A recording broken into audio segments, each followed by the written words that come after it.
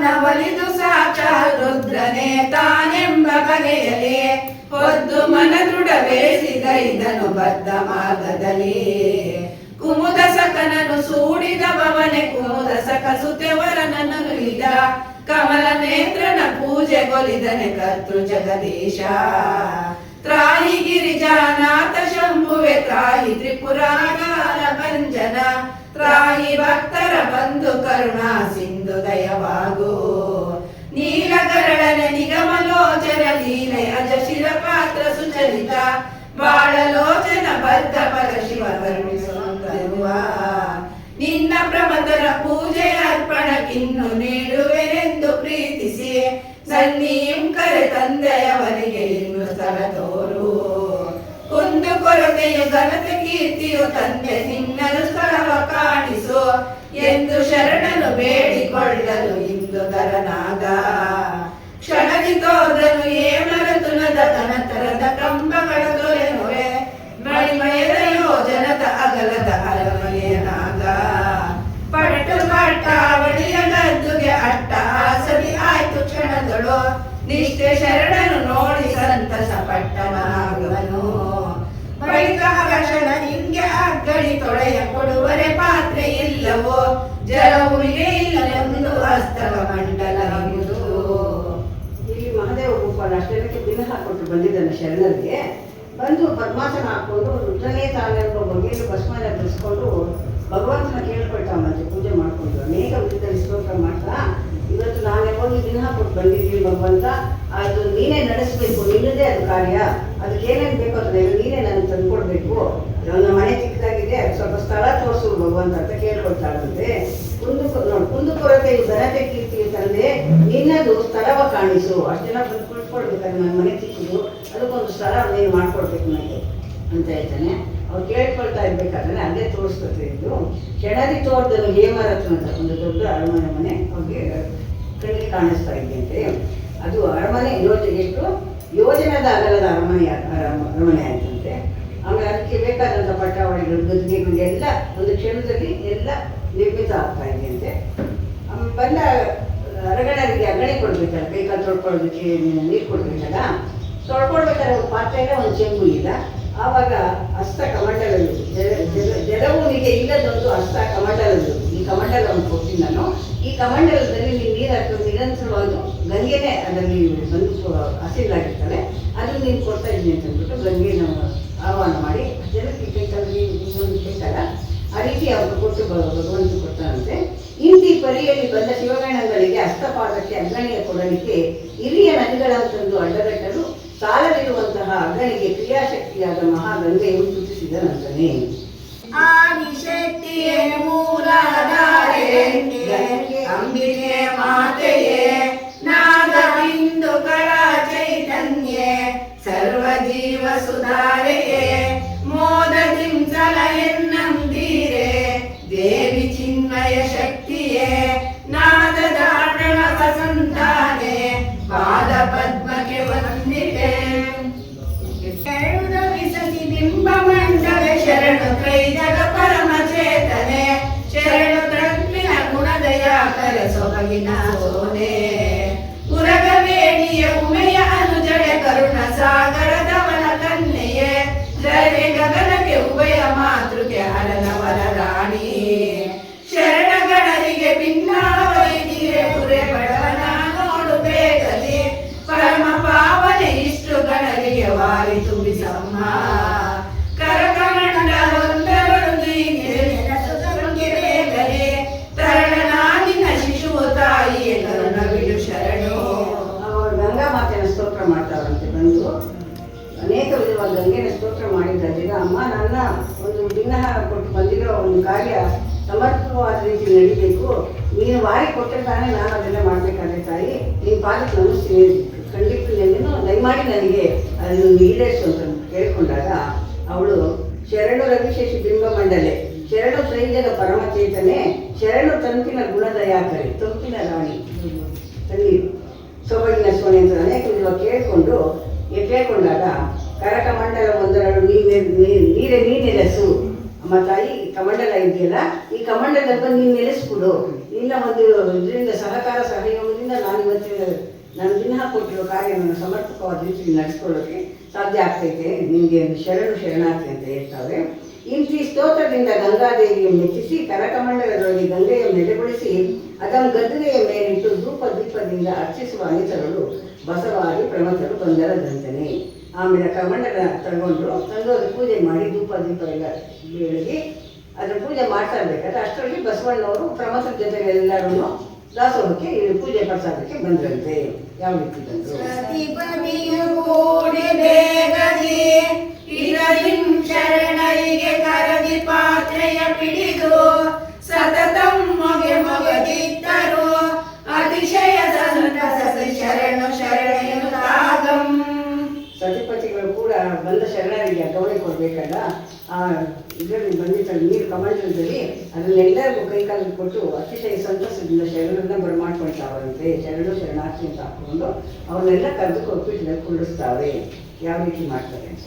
ಅಷ್ಟಚಂಬಿನೊಳಗ ಅಗ್ಗಣಿಯ ಕೊಡೆಗಣರು ಮೊತ್ತದಿಂಕೊಂಡರು ಅಗ್ಗಣಿಯನಾಗ ತೊಳೆದು ಕರಚರಣಗಳ ಒಳಪೊಗಲು ಗಣರಾಗ ತೊಳೆದ ವಾರಿಯು ಹರಿಯ ಹಿರಿಯ ನದಿಯಾಗಿ ಬಸವಾದಿ ಪ್ರಮದರಿಗಳ ಸಮರೆಲ್ಲರೂ ಕೊಂಡು ಎಸೆಗುತ್ತಿನ ಕಮಂಡಲಗಳಂದು ತುಂಬಿರಲು ಹೊರಗೆ ಸೊಪ್ಪಿನ ಗುಡಿಸಲೊಳಗೆ ಏಮದ ಗೃಹವು ಶರಣರೆಲ್ಲರೂ ಪಪ್ಪು ಸೊಗಸು ತಾಳಿದರು.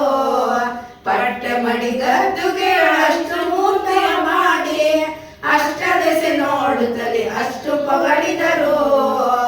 ಇಷ್ಟು ಗಣಲಿಂಗ ದಂಪತಿಗಳತಿ ಭಕ್ತಿಯಲ್ಲಿ ನಿಷ್ಠೆಯಿಂದಲೇ ಲಿಂಗ ಪಾದಾರ್ಚನೆಗೈದು ಬಳಿಕಲೆಲ್ಲರಿಗಿದ್ದ ತಟ್ಟೆಗಳ ತಕ್ಷಣಗೆ ಚೆಲುವಿಂದ ನಮಸ್ಕರಿಸಿ ಸಲಗಾಜ್ಞೆಯಿಂದ ನೀಡಿದರು ಮೇಲ್ತರದ ಶಾಖ ಪಾಕಾದಿಗಳ ರೂಢಿಗಚ್ಚರಿಯಾದ ನೂತನ ದರಸವ.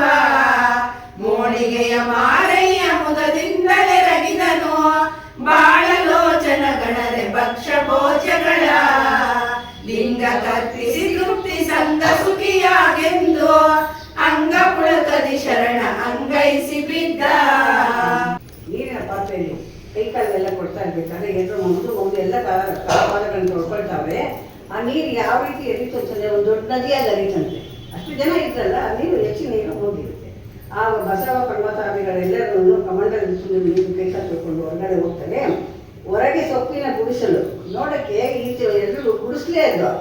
ಆದರೆ ಒಳಗೆ ಹೇಮದ ಗೃಹವು, ಒಳಗೆ ಭಗವಂತನನ್ನು ಕೊಟ್ಟಿರ್ತಾನಲ್ಲ ಆಶೀರ್ವಾದ ಮಾಡಿ ಶರಣರೆಲ್ಲರೂ ಕೊಪ್ಪು ಸೊಗಸು ತಾಳಿದ್ರು. ಎಲ್ಲ ಒಳಗಡೆ ಒತ್ಕೊಳಿಸ್ಕೊಂಡಿರುತ್ತೆ. ಬಟ್ಟೆ ಮಾಡಿ ಗದ್ದಿಗೆ ಎಲ್ಲವನ್ನು ಮಾಡಿ ಎಲ್ಲರೂ ಅಷ್ಟು ಹೊಗಳ್ತಾವಂತೆ.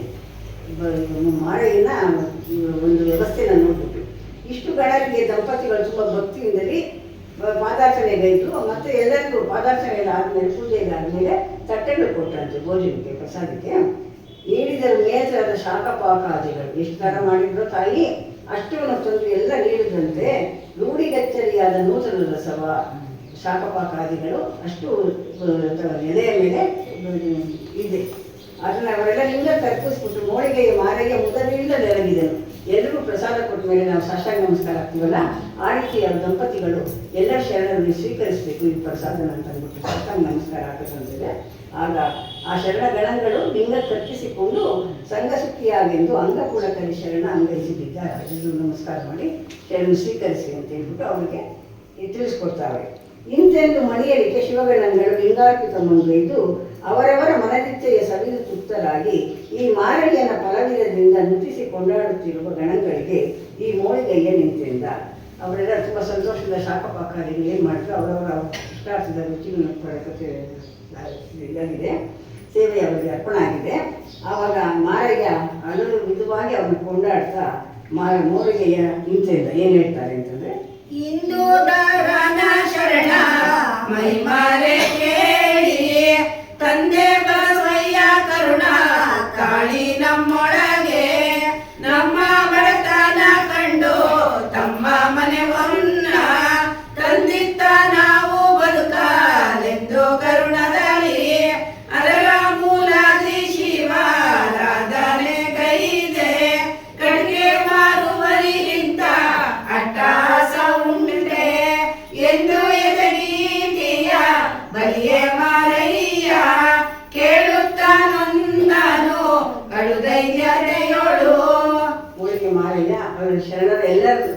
ಸಂದರ್ಭದಲ್ಲಿ ಕೇಳ್ತಾವ್ರೆ. ನಾನು ಇವತ್ತು ಜೀವನ ಮಾಡಬೇಕಾದ್ರೆ ಒಂದು ಕಾರಣ ಏನಪ್ಪ ಹಿಂದೆ ನಡೆದಿತ್ತು. ಬಸವಣ್ಣವರು ನಾನು ಬಡವನು, ನನಗೆ ಸಹಾಯ ಮಾಡಬೇಕು ಅಂತ ಅಂದ್ಬಿಟ್ಟು ಅವ್ರು ಶರಣರು ಇರ್ಬೋದು, ಆದರೆ ನನ್ನ ಒಂದೊಂದು ಚೀಲ ತಂದಿಟ್ಟಿದ್ರು. ಅದಕ್ಕೆ ನಾನು ಅದನ್ನು ತಿರಸ್ಕರಿಸಿ, ನಾವು ನಮ್ಮ ಬಡವನಿರ್ಬೋದು, ಭಗವಂತನ ನಾವು ಭಕ್ತರು ನಂಬಿದ್ದೀವಿ, ನಾವು ಅದನ್ನು ನಾನು ಮಾಡಬೇಕು ಅಂತ ಅಂದ್ಬಿಟ್ಟು ನಾನು ಈ ರೀತಿ ಮಾಡಿದೆ, ಇದು ತಪ್ಪಾಗಿ ನೀವು ಕ್ಷಮಿಸಬೇಕು ಅಂತ ಅಂದ್ಬಿಟ್ಟು ದೈನ್ಯತೆಯಿಂದ ಎಲ್ಲರಿಗೂ ಕೇಳ್ಕೊಳ್ತಾವಂತೆ. ಇಂತೆಂದು ಮಾರಯ್ಯ ಜರಿಯಲು ಬಸವಯ್ಯ ನೊಂದು ಗರ್ವಭಂಗನಾಗಿ ಶರಣರ ಸಭಾಸ್ಥಾನದಲ್ಲಿ ದೈನ್ಯದಿಂದ ಕಿಂಕುರ್ವಾಣ ಯುಕ್ತನಾಗಿ ಬಸವಯ್ಯ ಮೋರಗೈಯಂಗೆ ಮಣಿದು ನಿಂತೆಂದನು. ಈ ರೀತಿ ಮಾರಯ್ಯ ಎಲ್ಲರಲ್ಲೂ ದೈನ್ಯತೆಯಿಂದ ನಡೆದ ಒಂದು ವಿವರಣೆ ಹೇಳಿದಾಗ ಬಸವಣ್ಣನಿಗೆ ಮನಸ್ಸಿಗೆ ಅನಿಸ್ತಂತೆ, ಇಂಥೊಬ್ಬ ಶರಣನ ನಾನು ಯಶಸ್ವಿತಾಗಿ ನನ್ನ ಕಣ್ಣನ್ನೆಲ್ಲ ಕೊಟ್ಟರು, ತಪ್ಪು ಮಾಡಿದೆ ನಾನು ಅಂತ ಕಿಂಕುರವಾಗಿ ಆಗ್ಬಿಟ್ಟು ಬಸವಣ್ಣನವರು ಮೋಳಿಗೆ ಮಾರಯ್ಯನವ್ರಿಗೆ ಏನು ಹೇಳ್ತಾರೆ ಅಂತ ಇವಾಗ ಹೇಳ್ತಾರೆ.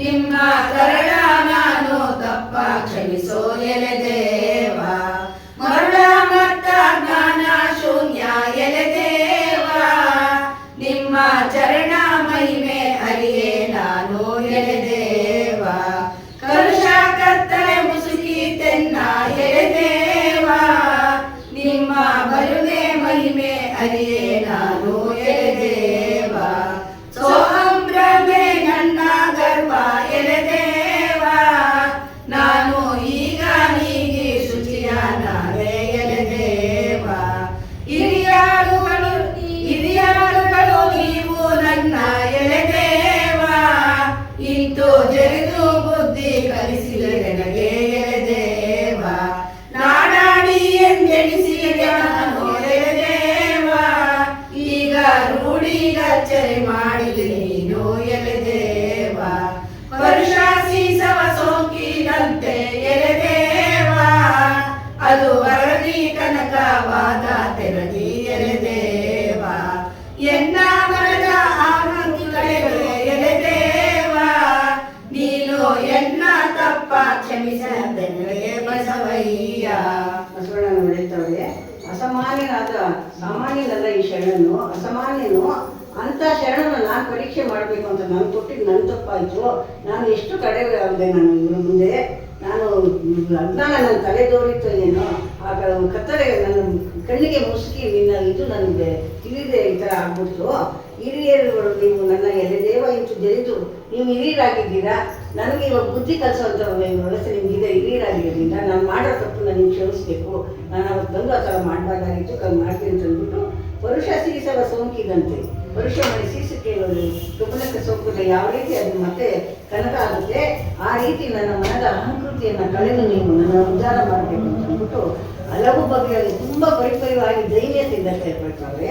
ಇಂತೆಂದು ಬಸವಯ್ಯ ದೈನ್ಯತೆಯಿಂದ ಎರಗಲು ಮಂದಿಸಿ ಆ ಶರಣರ ಸಭಾ ಮಧ್ಯದಲ್ಲಿ ಎಳೆ ಬಸವರಾಜನೇ, ಏರಿ ನೀರಂ ಕುಡಿಯುತ್ತಿರೆ ಬಿಡಿಸುವವನ ಯಾರು, ಮಹಾಮೇರು ನಡೆದು ಬರೆ ಪದದಿಂಬು ಕೊಡುವವರಾರು, ಅರಿವುಳ್ಳವ ಮರೆದೊಡೆ ಅರಿವ ತಿಳಿಸುವವರಿನ್ನುಂಟೆ, ಭಕ್ತಿಯಂಗೈದು ಭರ್ಗದೇವನ ಒಲಿಸುವ ಘನತೆ ಮಹಾ ಹೆಚ್ಚಿಗೆಯಾದ್ದರಿಂದ ನಿನ್ನ ಗುರು ಸಂಗಮೇಶ್ವರನ ಅಪ್ಪಣೆಯನ್ನು ತಿಳಿದುಕೋ, ಸೋಹಂಭ್ರಮೆ ಭಕ್ತಿಗೆ ಕುಂದು ಅತಿ ಕಿಂಕರತ್ವವಿರಲೆಂದು ಬೋಧಿಸಿ ಬಳಿಕ ಶಿವಶರಣ ಗಣಗಳಿಗೆ ದಕ್ಷಿಣ ತಾಂಬೂಲಗಳ ಕೊಡುತ್ತಿದ್ದನಂತಾನೆ.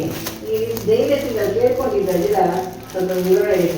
ಏನಿಗೆ ನೀರು ಕುಡಿದು ಬಿಟ್ರೆ ನಾವು ಕೇಳೋದೇ ಅಲ್ಲ, ರಾಜನೇ ಅನ್ಯಾಯವಾಗಿ ನಡ್ಕೊಳ್ಳಲ್ಲ, ಪ್ರಜೆಗಳು ಯಾವ ರೀತಿ ಆಗ್ತಾರೆ ಅಂತ ಕೇಳಿದ್ರು ದರ್ಶನ ಕೊಟ್ಟು ನೀನು ಸಂಗಮೇಶ್ವರನ ಅಪ್ಪಣೆ ನೀನು ತಿಳಿಸ್ಕೊಂಡು ಇದಕ್ಕೆ ಕಿಂಕರತ್ವದಿಂದ ನೀನು ಮಾಡಿದ್ದು ಇದು ದಾಸೋಹ ಇದಾಗಿದೆ, ಶಿವಶರಣ ಗಣಗಳಿಗೆ ಅಂತ ಹೇಳ್ಬಿಟ್ಟು ವಿನಂಬಿಸ್ಕೊಂಡು ವಿನಂಬನದಿಂದ ಕೇಳ್ಕೊಂಡಾಗ ಇಲ್ಲಿ ಮತ್ತೆ ಮಹಾದೇವ ಭೋಜನ ಆಗಿದೆ, ಅವ್ರಿಗೆ ದಕ್ಷಿಣೆ ಕೊಡಬೇಕಲ್ಲ, ದಕ್ಷಿಣೆ ಕೊಡೋದಕ್ಕೆ ಏನು ಮಾಡ್ತಾರೆ ಅಂತಂದರೆ ದಿನಚರಿ ಕಟಿಕೆಯ ತರುವಂತ ಹೊರೆಯೋಳು, ಘನಮೂಕಿ ಕಟಿಗೆಯ ಗುಡ್ಡೆ ಕೈದಿರುವ, ಕಟಿಗೆ ಎಲ್ಲ ಕೇಶಿವ ಗಣಚರಣ ಪಠಿಸುತ್ತ ಹಾರ ಮಂತ್ರ ಬಿಟ್ಟಾನೆಲ್ಲಕ್ಕೆ, ಕಡೆಯಾಗಿ ಅಪರಂಜಿ ಕಟ್ಟಿಗೆ ಆದವು, ಮೃಡಶರಣರಿಗೆಲ್ಲ ವೀರ್ಯವಂಕೋಟು, ಕಡೆಗೆ ದಕ್ಷಿಣೆ ಇತ್ತು ಕಂತು ಹರ ಶರಣಗೆ, ಮಠದಿಂದ ಶರಣೆಂದ ಮಹಿಮಾತ್ಮರೆಲ್ಲ 5 ಪಂಚೆರು ತೂಕ ಒಂದೊಂದು ಕಟಿಗೆಯ 5 ಮೂಲ ಶರಣಾಗಿದ್ದ ಮಾರಯ್ಯ ನೋಡಿದ ಪ್ರಮತರು ಆಡಿದ ಶಿರಮನ ಓಲಾಡಿ ಕೊಂಡಾಡಿ ಮಾರಯ್ಯನ ಪಗಳಿದರು ಬಸವಣ್ಣ ಭಕ್ತಿಂ ಶಶಿಧರ ನೀವನೆಂದು ಹೊಸತು ಕೊಂಡಾಡುತ್ತ ಹೋಗಾಲರ ಮನೆಗೆ ಇದು ಮೋಳಿಗಯ್ಯಗಳ ಪದುಳದ ಭಕ್ತಿ ಮಾರ್ತಂ ಮಟಿಸುವ ಜನರಂ ಮರನಾರ ಕರುಣದಿಂ ಶಿವ ಪದವಿಯ ನೀತು ಪೊರೆಮದಿದ ನಿಜ ಸಿದ್ಧಾಂತಂ. ಅವ್ರಿಗೆ ಇವಾಗ ದಕ್ಷಿಣೆ ಕೊಡಬೇಕು. ಎಂತ ದಕ್ಷಿಣೆ ಕೊಡ್ತಾನೆ? ಆಶ್ಚರ್ಯಕರವಾದಂತ ದಿನಚರಿ ಕಟ್ಟಿಗೆ ತಗೊಳ್ಳುವಾಗ ಒಂದೊಂದು ಕಟ್ಟಿಗೆ ತಾಕ್ತಾ ಇದ್ನಲ್ಲ, ಗಣಮುಖಿ ಅನ್ನೋ ಕಟ್ಟಿಗೆನ, ಅದಕ್ಕೆ ಆ ಕಟ್ಟಿಗೆನೆಲ್ಲ ತಂದಲ್ಲಿ ಇಟ್ಕೊಂಡು ಈ ಪಾದೋತ್ಕ ಮಾಡಿರ್ತಾರಲ್ಲ, ಶರಣಪ್ಪ ಪೂಜೆ ಮಾಡಿದಂಥ ಪಾದೋತ್ಕನ ಅದಕ್ಕೆ ಎಲ್ಲ ಚುಂಕಿಸೋದಂತ ಭಕ್ತಿಯಿಂದ ಭಗವಂತ ಬೆಳೆಸ್ಕೊಂಡು ಅವೆಲ್ಲ ಅಪರಂಜಿ ಕಟ್ಟಿಗೆಗಳಾದಂತೆ ಮೃಡಶರಣರಿಗೆಲ್ಲ ಒಂದೊಂದು ವೀಡಿಯನ್ನು ಕೊಟ್ಟು ಮಾಡಿದಂತೆ. ಅದು ಒಂದೊಂದು 5 ಪಂಚೆಯರು ತೂಕ ಇತ್ತಂತೆ. ಒಂದೊಂದು ಕಟ್ಟಿಗೆ ಕೊಟ್ಟು 5 ಮುಖ ಶರಣನ, ಪಂಚಮುಖದ ಆ ಶರಣರು ಕೂಡ ಶಿವರು ಅಂತ ಭಾವಿಸ್ಕೊಂಡಿದ್ದಾರೆ. ಅವನು ಕೊಟ್ಟು ಅಂಥವ್ರಿಗೆ ಅದನ್ನು ಕೊಟ್ಟು ದಕ್ಷಿಣ ಕೊಟ್ಟು ಸಾಷ್ಟಾಂಗ ನಮಸ್ಕಾರ ಮಾಡಿದ್ರು. ಅದನ್ನು ನೋಡಿದಂಥ ಬಂದಿದ್ದ ಶರಣರಿರ್ತಾರಲ್ಲ ಅವ್ರಿಗೆಲ್ಲರೂ ತಲೆ ತುಕ್ತಾರಂತೆ. ನೋಡಿದರು ಇವ್ರು ಮಾಡಿರೋ ಒಂದು ಗಣ ಆತಿಥ್ಯ ಹೆಂಗಿದೆ, ಏನೂ ಇಲ್ಲ, ಒಂದು ಗುಡಿಸ್ಲಾಗಿತ್ತು, ಮಾಡೋದು ಕಾಟಿಗೆ ಕಾಯ್ಕ. ಆದರೆ ಇಂಥ ಘೋರದ ಒಂದು ಘನವಾದ ಒಂದು ವ್ಯವಸ್ಥೆ ಮಾಡಿ ಎಲ್ಲ ಕೊಟ್ಟರಲ್ಲ, ಇವನು ಹಿಂದೂದರ ಸಮ ಅಂತಂದ್ಬಿಟ್ಟು ಬಸವಣ್ಣ ಭಕ್ತಿ ಶಶಿಧರ ನೀವು ಬಸವಣ್ಣನೇ ಹೋಗ್ಬಿಡ್ತಾರಂತೆ. ಹೊಸತು ಕೊಂಡಾಡುತ್ತಾ ಅವರು ಹೋದರು ಅರಮನೆಗೆ. ಇದು ಮೋಳಿಗಯ್ಯನ ವರ್ಣ ಪದುಳದ ಭಕ್ತಿ. ಈ ಸಂಧಿ ಮೋಳಿಗಯ್ಯ ಮಹಾದೇವ ಭೂಪಾಲನ ಭಕ್ತಿಯನ್ನ, ಮಹತ್ತರವಾದ ಭಕ್ತಿಯನ್ನ ತೋರಿಸುವಂತ ಈ ಸಂಧಿ ಮದನಹರ ಕರುಣದಿ ಶಿವ ಪದವಿಯನ್ನಿತ್ತು ಪೊರೆವೆಂದು ನಿಜ ಸಿದ್ಧಾಂತ. ಈ ಸಂಧಿ ಇಲ್ಲಿಗೆ ಮುಗಿಯುತ್ತೆ. ಈ ಸಂಧಿಯ ಒಂದು ಮುಕ್ತಾಯ ಘಟ್ಟಕ್ಕೆ ಬಂದಿದೆ ಅಂತ ಕವಿ ಹೇಳ್ತಾ ಇಂತಿ ಪದ್ಯಗಳು 107. ಅಂಟು ಸಂಧಿ 9 ಸಂಪೂರ್ಣ ಗಣನೆ 2491 ಮಂಗಳ ಮಹಾ ಶ್ರೀ ಶ್ರೀ ಶ್ರೀ ಶ್ರೀ ಶ್ರೀ ಶ್ರೀ ನಮ ಪರಾಪತೆ ಜಯ ಗುರು ಬಸವೇಶ ಮಹಾದೇವ. ಈಗ 10ನೇ ಸಂಧಿ ನುಡಿಯ ಚಂದಯ್ಯಗಳ ಕಥೆ.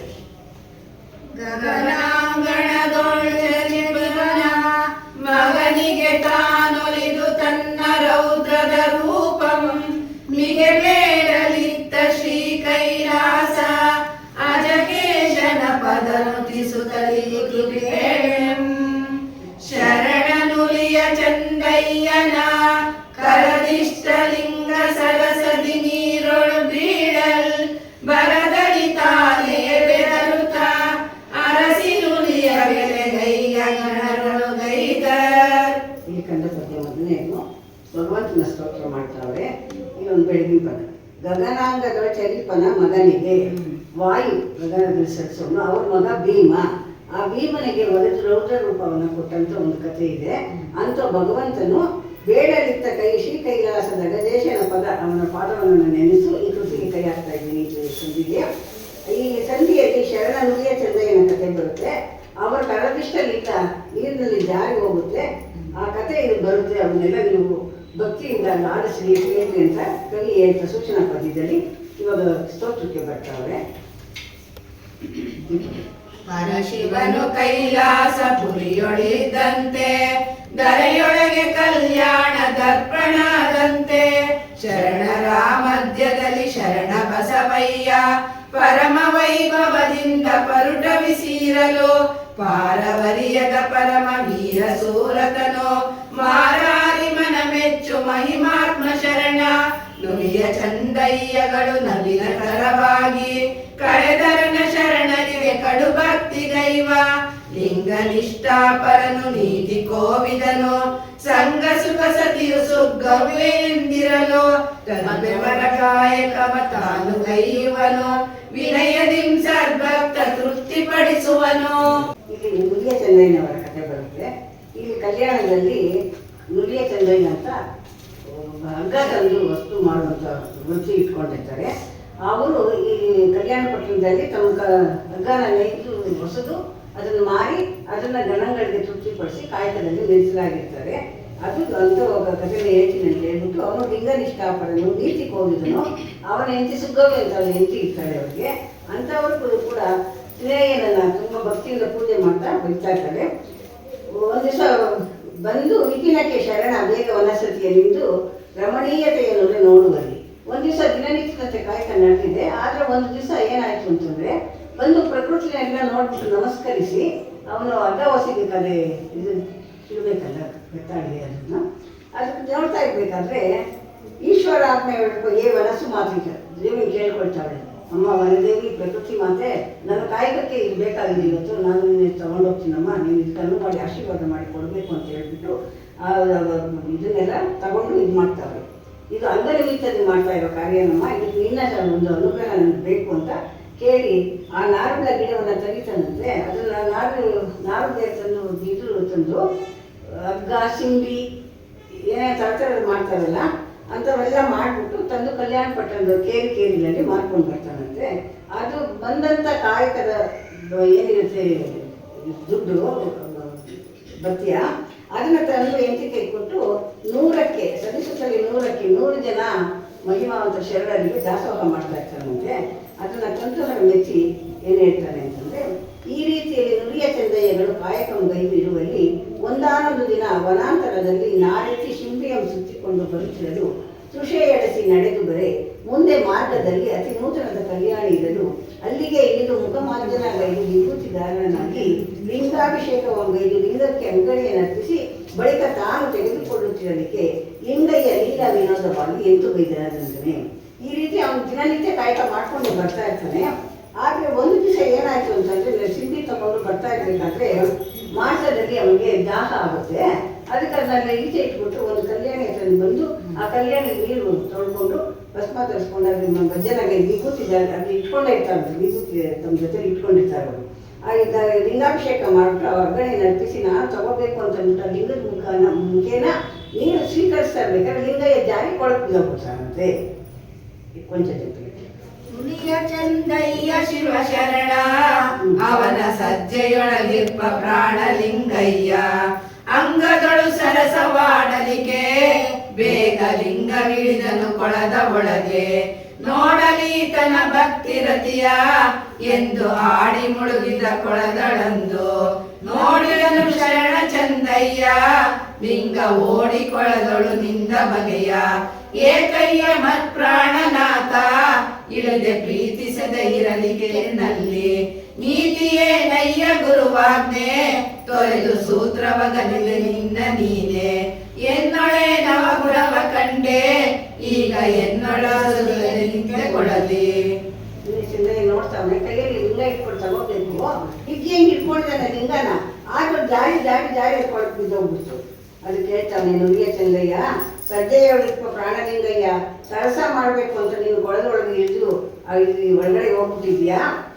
ಶರಣ ಚಂದ್ರ ಲಿಂಗ ಓಡಿ ಕೊಳದೊಳು ನಿಂದ ಬಗೆಯ ನೋಡ್ತಾವನೆ. ಅಷ್ಟೇನೇನು ಆಯ್ತು, ಎಷ್ಟು ಬಿಗಿಯಾಗಿ ಕೈಯಲ್ಲಿ ಇಟ್ಕೊಂಡ್ರು ಕೂಡ ಅಲ್ಲಿ ಜಾರಿ ಜಾರಿ ಜಾರಿ ಅದು ಹೊಟ್ಟೋಗ್ಬಿಟ್ಟಿದೆ. ಅದೇ ಹೇಳ್ತಾವನೆ ಏಕಯ್ಯ ಮತ್ತು ಪ್ರಾಣನಾಥ ಇಲ್ಲಿದೆ ಪ್ರೀತಿಸದೆ ಇರಲಿಕ್ಕೆ ನನ್ನ ಪ್ರೀತಿ ಮಾಡ್ಕೊಂಡು ಇದ್ರೆ ನಾನು ಬಿಟ್ಟು ಹೋಗಿದ್ದಿಲ್ಲ ನಿನ್ನ ತರನ, ಇದಕ್ಕೆ ನೀನು ಗುರುವಾಗ್ನೇ ಇದೆಯಾ ನಿಮಗೆ ಅಂತ ಅನೇಕವಾಗಿ ಸೂತ್ರ ಅದ್ರಲ್ಲಿ ಬಿಟ್ಟು ಹೋಗ್ಬಿಟ್ಟಿಯಲ್ಲ. ಅದು ಸೂತ್ರ ಇಟ್ಕೊಂಡು ಇರ್ಬೇಕು ನಾವು. ಸೂತ್ರ ಇಟ್ಕೊಂಡು ನೀನು ಹೋಗಿದ್ಯಾ, ನಾನೇ ನೀನು ಕಳಿಸಿಲ್ಲ. ಎನ್ನೊಳೇನವ ಗುಣವ ಕಂಡೆ, ನಾನೇನು ತಪ್ಪು ಬೆಳೆಸಿದಪ್ಪ ನೀನು, ಅದು ನೀನು ನನ್ನ ತೋರ್ದು ಹೋಗಿದ್ಯಲ್ಲ, ಈ ಕೊಳದಲ್ಲಿ ನಿಂತ್ಕೊಂಡಿದ್ಯಲ್ಲ ಅಂತ ಚಂದಯ್ಯ ಆ ಕೊಳದ ಗಂಗೆಯನ್ನು ಸಾಕ್ಷಿ ಮಾಡಿ ಗಂಗೆಗಿಂತೆಂದವು. ಆ ಕೊಳದಲ್ಲಿ ಹೇಳ್ತಾವನೆ ನಾನು ಮಾಡಿದ್ದಲ್ಲ ತಪ್ಪು ಗಂಗೆ, ನೀನೇ ನೋಡಿದ್ದೀಯಮ್ಮ, ಇದಕ್ಕೆ ಭಗವಾನ್ ಅದೇ ಲಿಂಗಯ್ಯನೇ ಸಾಕ್ಷಿ ಇದಕ್ಕೆ ನನಗೆ ಅಂತ ಹೇಳ್ಬಿಟ್ಟು ಹೇಳಿ ಮುಂದೆ ಹೇಳ್ತಾರೆ. ಎನ್ನ ಪ್ರಾಣಾಧಾರಿ ಎನ್ನ ತಪತಿಯನ್ನ ಎನ್ನೊಡನೆ ತಾಮುನಿದು ತಪ್ಪಿನಗಳಿಗೆ ಬಂದ ನಿನ್ನಡೆಯಲ್ಲಿ ಭ್ರಮರ ಕುಂತಳೆ ಗಂಗೆ ಇಂದು ಮುಖಿ ನೀನವಗೆ ಎಲ್ಲವಂತಿರು ನೀತಿ ಜ್ಞಾನವಶೀಲ ವ್ರತದ ವರ್ಗದ ನಡೆಯ ನೀತಿಳು ಈ ಕ್ಷಣದೊಳಗೆ ನನಗೊಲಿಸುತ್ತರುಡಿ ಇಂದೆನ್ನ ಪತಿ ಸಜ್ಜೆಯನ್ನುಳಿದಳಲ್ಲ ಇಂದೇಕೆ ಈ ಗುಣವು ಇಮಗೆ ಲಭಿಸಿತ್ತು ಕ್ಷಣ ಮಾತ್ರ ನಿವನ ನೆನೆದಲ್ಲ ವಿನೋದ ನೆನೆವ ಮನವೆನಗಿಲ್ಲ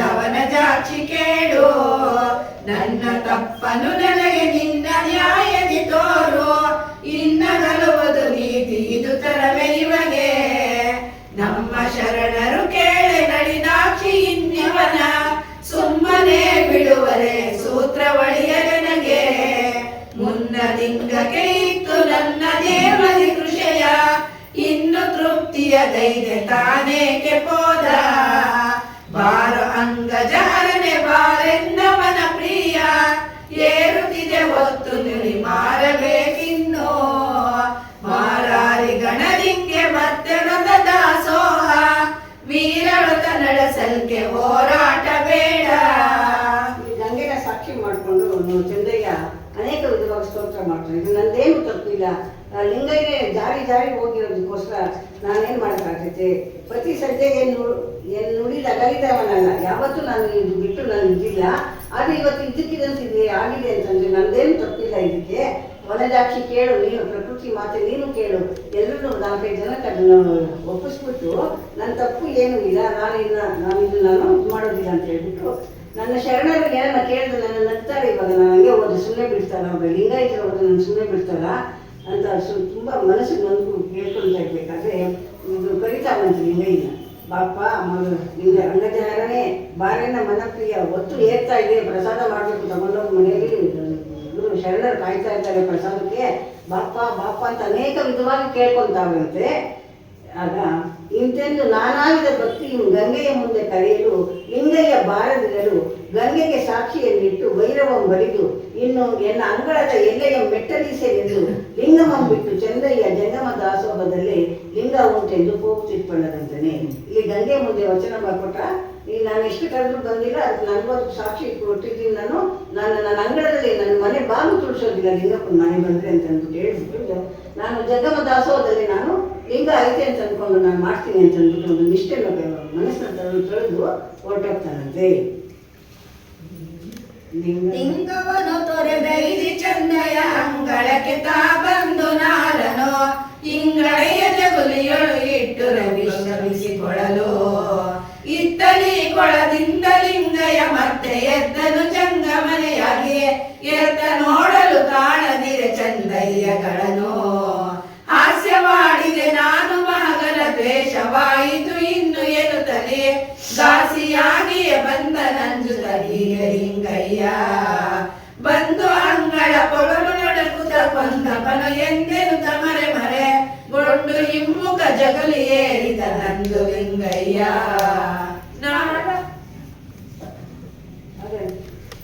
ನಾನು ಲಿಂಗವನ್ನು ತೊಳೆದು ಚಂದಯ್ಯ ಅಂಗಳಕ್ಕೆ ಬಂದು ನಾರನ್ನು ತಂದು ಮತ್ತೆ ತಂದ ವಿಶ್ರಮಿಸಿಕೊಳ್ತಾ ಇರ್ಬೇಕಾದ್ರೆ ಕೊಳದಿಂದ ಲಿಂಗಯ್ಯ ಮತ್ತೆ ಎದ್ದು ಕರೆದು ಬರಲಿಲ್ಲ. ನೋಡೋಣ ಕರಿ ಅಂತ ಬಂದು ಜಂಗಮನೆಯಾಗಿ ಎತ್ತ ನೋಡಲು ಕಾಣದಿರ್ಬೇಕಾ ಚಂದಯ್ಯಗಳನ್ನ ಹೇಳ್ತಾನೆ. ಹಾಸ್ಯ ಮಾಡಿದೆ ನಾನು, ಮಹಾಗನ ದೇಶ ಆಯಿತು ನನ್ನಲ್ಲಿ, ಬೇರೆ ಲೀಲೆ ಇದೊಂದು ಲೀಲೆ ಮಾಡಬೇಕು ಅಂತ ಹೋದೆ, ನನಗೆ ಈ ಥರ ಆಯಿತು ಅಂತ ಅಂದ್ಬಿಟ್ಟು ಲಿಂಗಯ್ಯನು ಮರೆಗೊಂಡು ಹಿಮ್ಮುಖ ಜಗುಲಿ ಏರಿದ ನಂದು ಲಿಂಗಯ್ಯ. ಬಂದು ಇವರು ಚಂದಯ್ಯ ಬಂದ್ಬಿಟ್ಟ. ಲಿಂಗಯ್ಯ ನೋಡ್ದ, ಭಕ್ತನು ಕರೀತಾನೆ ಅನೇಕ ವಿಧವಾಗಿ ಕರೆದು ಜಮಾ ಮಾಡ್ಕೊಂಡಿದ್ದಲ್ಲ, ಮತ್ತೆ ಇವರೇ ಎದ್ದು ಅವ್ರ ಅಂಗಳಕ್ಕೆ ಹೋಗ್ತಾರಂತೆ. ತಿರುಗಿ ಬಳಲಿದ ಲಿಂಗದೇವನು ಬಂದ ಇಲ್ಲಿ ಅರಮನೆಗೆ ಬಂದು ಹಗ್ಗ ಹೊಸಿ ಕೂತಿರ್ತಾನೆ ಇವನು ಚಂದ್ರಯ್ಯ. ಅಲ್ಲಿ ಬರ್ತಾನೆ. ಅಲ್ಲಿ ಅನೇಕರು ಬಸವೇಶ ತನ್ನಯ್ಯ ಅನುಭವ ಮಂಟಪದಲ್ಲಿ ಇದ್ದ ಅತಿ ವಿನಯದಿಂದ ಕೇಳಿದನು ಹಗ್ಗವ ಸಾರುವ ಶಬ್ದವನ್ನು. ಇಲ್ಲಿ ಹಗ್ಗ ಮಾಡಿಕೊಂಡು ಪೇಟೆಯಲ್ಲಿ ಮಾತಾಡೋರು ಬರ್ತಿದ್ದಾರೆ. ಹಗ್ಗ ತಗೊಳ್ರಿ ತಂದಿದ್ದೀನಿ, ಪೇಟೆಯಲ್ಲಿ ತಂದಿದ್ದೆ ಅಲ್ಲಿದೆ ಅಂತ ತನ್ನ ಸರಕಿನ ಬಗ್ಗೆ ಅತಿಶಯ ಹೇಳ್ಕೊಂಡು ತಗೊಳ್ತಾನೆ ಅಂತ ಅಂದ್ಬಿಟ್ಟು ಬರ್ತಾ ಇರ್ಬೇಕಾದ್ರೆ ಬಸವಣ್ಣವ್ರಿಗೆ ಗೊತ್ತಾಯ್ತು ಇದೇನು ಮಹತ್ತಿದೆ ಅಂತ ಅಂದ್ಬಿಟ್ಟು ಅಂತ. ತ್ವರಿತ ತನ್ನಯ್ಯ ಬಳಿಯಲ್ಲೋರ್ವಗೆ ವರಹವನ್ನು ನೂರಿತ್ತು ಹಗ್ಗವ ಬರದಿದ್ದಾರೆ ಎಂದು ಹೇಳುವ ಲಕ್ಷಣ. ಬರದಿಯವರು ಬಂದು ಬಸವಣ್ಣವ್ರು ಕಳಿಸ್ತಾರೆ. ಈ ಹಗ್ಗ ಏನೋ ಒಂದು ಬರುತ್ತೆ, ಇವತ್ತು ನಮ್ಮ ಮಹಾಮನಿಗೆ ಒಂದು ವಿಷಯ ಬರುತ್ತೆ, ಇದು ಈಗ ಆ ಹಗ್ಗನ ತಗೊಂಬಂದಿದ್ದೀವಿ ಅಂತ ಅಂದ್ಬಿಟ್ಟು ಅವ್ರಿಗೆ 101 ಕೊಟ್ಟು ಕಳಿಸ್ಕೊಡ್ತಾರಂತೆ. ಹಗ್ಗವನ್ನು ಮಾರುತ್ತಿರೋ ಹೇಗೆ ನುಗ್ಗಿ ಶತವು ಒಂದಿತ್ತು ರಜ್ಜುವ ಹಗ್ಗಳೆಯ ಬಸವನಿಗೆ ತೋರಲು ಇಟ್ಟ ಭದ್ರದಲ್ಲಿ ತಂದುಕೊಟ್ಟಂಥ ತಂದುಕೊಟ್ಟಂಥ ಹಗ್ಗವನ್ನು ಒಂದು ಭದ್ರವಾಗಿ ಇರಿಸಿದ್ರು ನೋಡ್ತಾರೆ. ಅಂಗಲಿಂಗದ ನ್ಯಾಯ ಬಹುದೆಂದು ಅಂಗೈಸಿ ಬಸವಣ್ಣ ನಿಲ್ಲಿಸಿದೆ, ಲಿಂಗವನ್ನು ತಂದನಾಕ್ಷಣ ಅಂಗ ಪೂರಿತದೆ. ಅಂಗಲಿಂಗದ ನ್ಯಾಯ ಇವತ್ತು ನಮ್ಮ ಮಹಾಮನೆಗೆ ಬರುತ್ತೀವಿ, ಇದರಲ್ಲಿ ಅನುಭವ ಮಾಡಿಕೊಟ್ಟೆ, ಅದಕ್ಕೆ ಹಗ್ಗ ನಾನೇ ಇಟ್ಟಿದ್ವಿ ಅಂತ ಅಂದ್ಬಿಟ್ಟು ಬಸವಣ್ಣ ನಿಲ್ಲಿಸಿದಂತೆ. ಇಂತೆಂದು ಲಿಂಗಯ್ಯನು ಮನ ಉಪ್ಪಿ ಆಗದ ಬದುಕಿಗೆ. ಇಲ್ಲಿ ಏನಾಯ್ತು ಅಂತಂದ್ರೆ ಲಿಂಗನೇ ಬಂದು ಆ ಬಸವಣ್ಣನಲ್ಲಿ ಚಂದಗೆ ತಂದಾಕಿತ್ತನಲ್ಲ ನಾರುಗಳನ್ನ ಅದನ್ನೆಲ್ಲ ಹೊಸದು ಅರ್ಧ ಮಾಡಿ ಅವರೇ ತಗೊಂಡೋಗ್ಬಿಟ್ರು ಮಾರಕ್ಕೆ. ಅದು ಗೊತ್ತಾಯ್ತು ಬಸವಣ್ಣನಿಗೆ. ಪಂಚಪುರುಷ ಇರುತ್ತಲ್ಲ, ಭಗವಂತನೇ ತಂದವನು ಈ ವೇಷದಲ್ಲಿ ಅಂತ ಅಂದ್ಬಿಟ್ಟು ಅದನ್ನ ಅದಕ್ಕೆ ತಂದು ಅವರು ಭದ್ರವಾಗಿ ಅದು ಇರಿಸ್ಕೊಂಡವ್ರು. ಇವಾಗ ಏನಾಗುತ್ತೆ ಅಂದರೆ ಇಂತೆಂದು ಲಿಂಗ ಏನು ಮನ ಉಬ್ಬಿ ನಾನೇನು ದೊಡ್ಡ ಕೆಲಸ ಮಾಡಿದೆ ಅಂತಂದ್ಬಿಟ್ಟು ಆಗದ ಬದುಕೆ 100 ವರಹ ಬಂತೆಂದು ಚಂದಯ್ಯಗಳಿಗೆ ಕೊಟ್ಟು ಅರಿಶಮ ಹುಟ್ಟಿಸಿ ಯಾವಾಗಲೂ ಅವ್ರ ನಾಲ್ಕಾಣಿ ಆಗ ಅಷ್ಟೇ ತಗೊಳ್ತಾ ಇದ್ದು ಅಂತಂದ್ರೆ 100 ವರಹ ಕೊಟ್ಟು ತಂದೆ ಅಂತ ಅಂದ್ಬಿಟ್ಟು ತಗೊಂಡೋಗಿ ಚಂದಯ್ಯನ ಕೊಡ್ತಾನೆ ಮತ್ತು ಇದರಿಂದ ದಿಮಾಕಿನಿಂದ. ಅದಕ್ಕೆ ಒಡವೆ ಎರೆದು ಮುನಿಸಂ ಅಂತರ್ಪೆನೆಂದು ಪೊನ್ನಂ ತೆಗೆದುಕೊಂಡು ಅಂಗಳಕ್ಕೆ ಬರುವ ಸಮಯದಲ್ಲಿ ಚಂದ್ರಯ್ಯ ವಿಶ್ರಮಿಸಿಕೊಂಡು ನಾರ ಹೊಸೆ ಹೋಗಿ ನೋಡಲು ನಾರು ಇಲ್ಲದೆ ಇರಲು ಅವನು ತಂದಂಥ ನಾರ ಲಾಪುಟ ಸ್ವಲ್ಪ ವಿಶ್ರಾಮ ತಗೊಂಡು ನಾನು ಆಮೇಲೆ ಮಾಡೋಣ ಅಂತ ಬಂದರೆ ಲಗ್ಗನೇ ಇಲ್ಲ. ಲಿಂಗಯಿಂದ ಇದು ಕೆಲಸ ಅಂತ ಅಂದ್ಬಿಟ್ಟು ಆಯಿತು, ಇದು ಲಿಂಗಯ್ಯನ ಲೀಲೆನೆ ಅಂತ ಕಂಡುಕೊಂಡು ಕೋಪದಿಂದಿರಲು ಈತ ಲಿಂಗಯ್ಯನು ಈ ಒನ್ನಂ ಚಂದಯ್ಯನ ಮುಂದೆ ಸುರಿದು ಏನೇನು ತಿಂತಾನೆ. ಇವು ತಂದಿದ್ನಲ್ಲ ನಾಲ್ಕಾಡಿ ಕೊಡೋ ಬೆಲೆಗೆ 100 ರೂಪಾಯಿ ಕೊಟ್ಟು 100 ವರಹ ಕೊಟ್ಟು ಅದನ್ನು ತಂದು ತಗೊಂಡು ಅಲ್ಲಿರ್ತಾನಂತೆ. ಅವಾಗ ಇಲ್ಲೇನು ಹೇಳ್ತಾರೆ,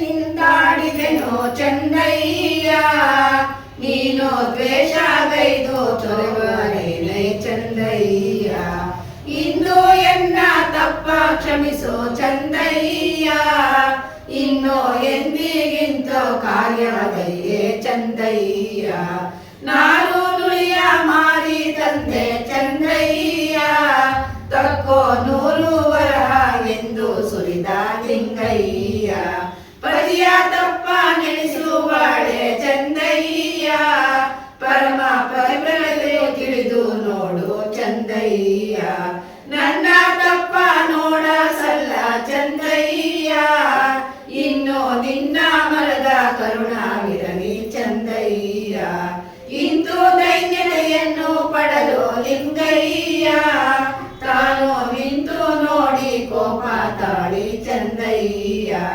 ಅಂಗಾಳ ಮೆಟ್ಟಿದಾಚೆ ನಿಂತು ಲಿಂಗಯ್ಯ, ಎನ್ನ ಸಂಗ ಮಾತನಾಡು ನೀನು ಲಿಂಗಯ್ಯ. 100 ಅಂತಂದು ಅವ್ರ ಹತ್ರ ಹೇಳ್ತಾವ್ರೆ, ನಾನು ಆಸೆ ಮಾಡಬೇಕು ಅಂತ ಅಂದ್ಬಿಟ್ಟು ಏನೋ ಒಂದು ಮನೋರಂಜನೆ ಮಾಡಕ್ಕೆ ಹೋದ್ರೆ ನೀನು ಇಷ್ಟೊಂದು ದ್ವೇಷ ತೋರಿಸ್ಕೊಡೋದು ಚಂದಯ್ಯ, ಈ ಥರ ನಾನು ಮಾಡಿದ ತಪ್ಪು ಅಂತ ನನಗೆ ಗೊತ್ತಾಗಿದೆ. ನೀವು ಕೇಳ್ತಾ ಇರೋದು ಲಿಂಗಯ್ಯನು, ನನ್ನ ತಪ್ಪಾಗಿದೆ ದಯವಿಟ್ಟು ಕ್ಷಮಿಸು, ನಾನು ಕಾರ್ಯ ಮಾಡ್ಕೊಂಡು ಬಂದು ನೋಡಿ 100 ಅಂತಂದಿದ್ದೀನಿ, ನುಡಿ ಮಾರಿಬಿಟ್ಟು ತಗೋ ಅಂತಂದ್ಬಿಟ್ಟು ಪ್ರಕಾರ ಹೇಳ್ತಾವ್ರೆ. ಪತಿಯ ತಪ್ಪ ನೆನೆಸುವಳೆ ಚಂದ ಲಿಂಗನೇ ಕೇಳ್ಕೊಳ್ತಾ ಇದ್ದಾನೆ. ಪತಿಯ ತಪ್ಪನ್ನ ಸತಿ ಮನಸ್ಸಿ ಯಾವ ರೀತಿ ಜೀವನ ಮಾಡ್ತಾರೆ ಆ ರೀತಿ ನೀನು ನನ್ನ ಪತಿಯಪ್ಪ, ನೀನೇ ನನ್ನ ಕ್ಷಮಿಸಿ ಇವತ್ತು ನಾನು ಉದ್ಧಾರ ಮಾಡಬೇಕು, ಇಲ್ಲದೆ ನನಗೆ ಇನ್ಯಾರು ಗತಿ ಮತಿ ಅಂತ ಕೇಳ್ಕೊಂಡು ದೈನ್ಯತೆಯಿಂದ ಕೇಳ್ತಾ ಇರಬೇಕಾದ್ರೆ ಚಂದಯ್ಯನಿಗೆ ಕೋಪ ಬಂದ್ಬಿಟ್ಟಿದೆ. ಅಂಗಳ ಬೆಟ್ಟಿದ ಆಚೆ ನಿಂದು ಲಿಂಗಯ್ಯ ಎಂದು ಸಂಘ ಮಾತನಾಡುವೆ, ನಾನು ಅಂಗಳ ಮೆಟ್ಟಿ ಹೊರಗೆ ನೀನು ಬರ್ಬೋದು ಅಲ್ಲೇ ನಿಂತು ಮಾತಾಡು ಅಂತ ಹೇಳ್ಬಿಟ್ಟು ಚಂದಯ್ಯ ತುಂಬ ಕೋಪದಿಂದ ಗರ್ಜಿಸಿ ಲಿಂಗಯ್ಯನ ಆಚೆ ನಿಲ್ಲಿಸ್ತಾರಂತೆ. ಇಂತಿರಲು ಇರುತ್ತೆಂದು ಲಿಂಗಯ್ಯಗೆ ಶರಣ ಮತ್ತು ಇಂತೆಂದ ಇನ್ನು ಏನು ಹೇಳ್ತಾರೆ ಅಂತ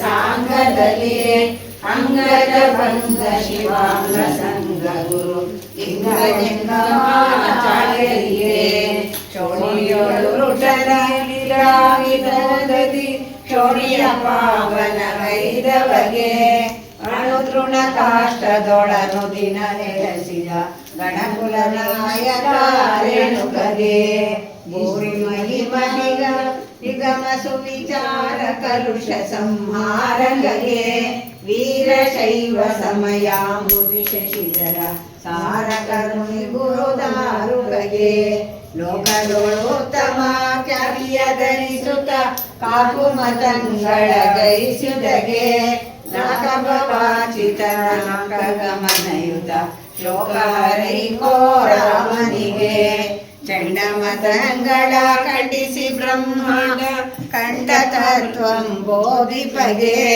ಕಂಡ ಪರಶುವಿನ ತುಂಡ ಜನಿತ ಚಿರ ಕಂಡ ಪಂಡಿತಾರಾಧ್ಯರಿಗೆ ಈಶ್ವರ ಭಕ್ತಿಯ ಶಾಶ್ವತಗೊಳಿಸುತ್ತ ವಿಶ್ವಕ್ಕೆ ಗುರುವಾಯಿಪನಿಗೆ ವಿಶ್ವನಾಥನೆಂದು ಬಗೆಸಿದರು ಮಹಾವಿಶ್ವರಾಧ್ಯರಿಗೆ ಮಂಗಳಮಯ ಮಹಾಲಿಂಗ ಲಿಂಗೋದ್ಭವರಿಗೆ ಮಂಗಳವೆನ್ನಿ ಸಾಂಗದಲ್ಲಿ ಅಂಗಜ ಭಂಗ ಶಿವಾಂಗ ಸಂಗ ಗುರು ಜಂಗಮಾಚಾರ್ಯರಿಗೆ ಜೈ ನಮ ಪರಾಪತೆ ಪರಾಪತೆ